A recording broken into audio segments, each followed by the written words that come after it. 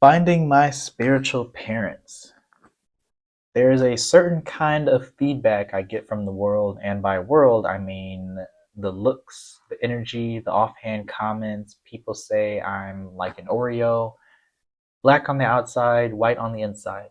That's not labeling myself, it's just kind of what I hear, and I don't cling to labels, I just call a spade a spade. But here's the truth.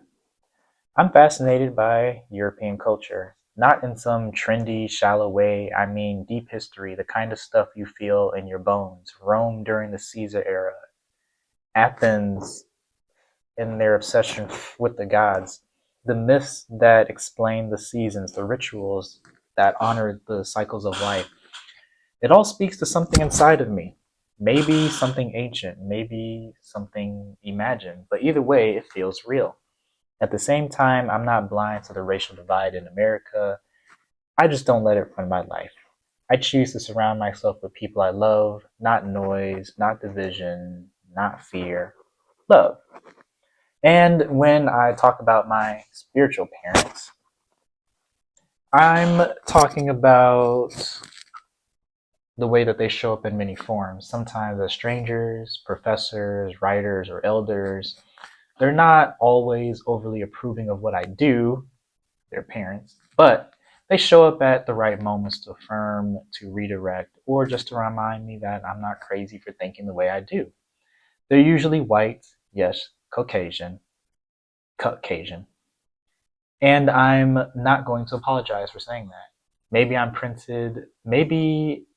imprinted with that image on the world. Maybe they reflect something that I was subconsciously seeking. Some might say that I'm acting out a save me complex by playing into some stereotype that black men need proximity to whiteness to succeed, but I don't see it that way. Personally, I see it as culture, and I happen to love this one right now. Maybe in another lifetime, I'll be walking through the Mongolian temples or diving into a Vedic text in India.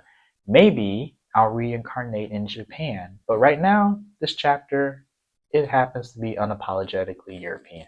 I'm not confused about who I am. I'm enhancing my worldview. Who is your spiritual family? Have you noticed them showing up in your life when you needed them most? So, I guess I can expand a little bit on this. Mm,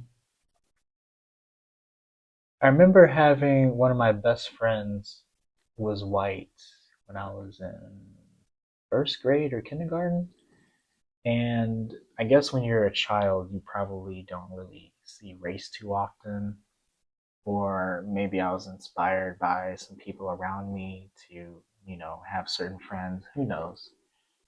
But honestly, I think this really comes from like I mentioned in the writing here, I really am fascinated by Roman culture and that whole history.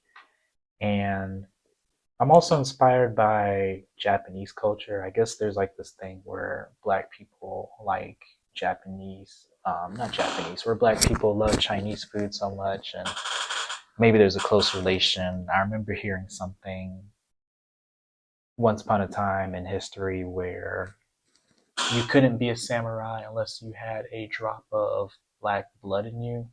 Not sure if that's true, but I've heard that a couple times before. And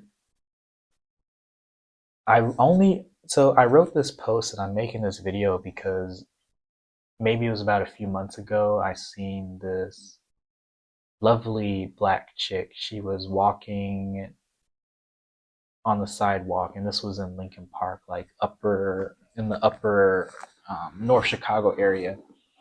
And she was dressed like a Barbie doll, right? And she was dressed like, I guess you could say like the white Barbie doll, white, right?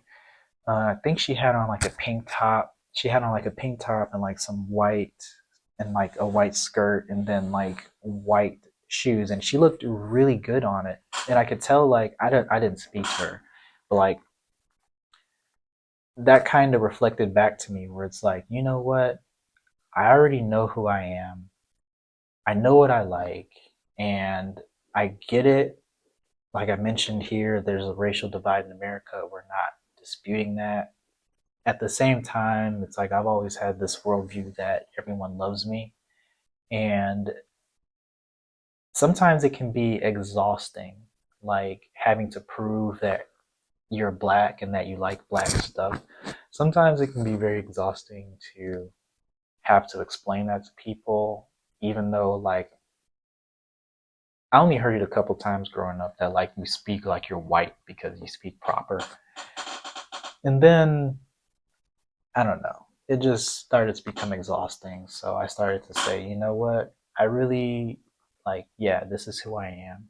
I like what I like, and there's no apologizing for it. And it's like, it really helps you out for the better. So that was a little reflection, and I hope you enjoy.